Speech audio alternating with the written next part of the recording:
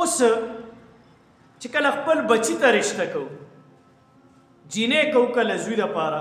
نو په هغې کې کوم صفتونه پکار دي یو څلور غټ صفتونه د علماو ذکر کړي دي چې د زوی دپاره کله جینۍ کوئ نو په هغه جینۍ کې دا څلور صفتونه ګورئ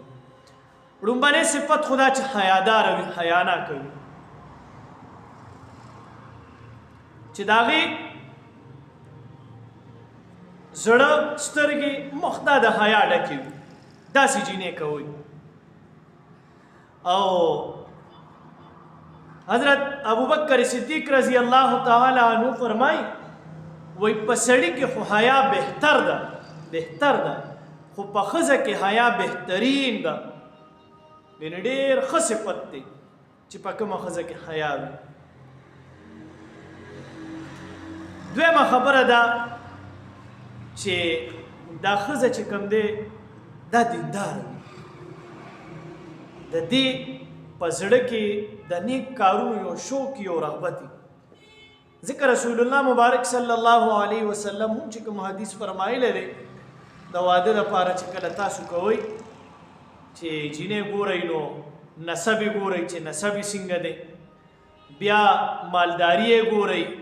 او بیا دا حسن یې ګورئ او اخیری دا وایي دینداري یې ګورئ خو رسول الله مبارک فرمایلی چې دا دینداري یې غوره ده ثابته فرمای وای لاسونه د په خاورو ککړ شه دینداره ښځه غوره کړي نو دویمه نښه خو دا چې په هغې کې څه وي دینداري وي او درېیمه دا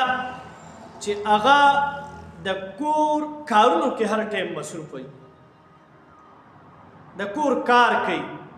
د کور د صفایۍ د هر څه خیال ساتي او په دې نیت نه چې دا مې د خاوند کور دی چې پاکه وي صفایي پسنده وي نو الله تعالی داسې ښځې داسې خلک خوښوي ان الله يحب المتطهرین قرآن کې راځي الله تعالی پاک خلک محنت کش خلک چې کوم دی ګوره صفایي به کم سړی کوي هغه سړی به کوي چې کوم کار کسب کوي که نه او د هغه کې طاقت وي شوق وي ورسره چې اوس کار کسب نه کوي نو هغه به صفایي څنګه وکړي او درېیمه دا اخري نښه دا څلورمه چې دغه ښځه هم نرم زبان والی زبان درازه ښځه نه وي چې دا خپل خاوند سره یا په کور کې دا زبان درازي نه کوي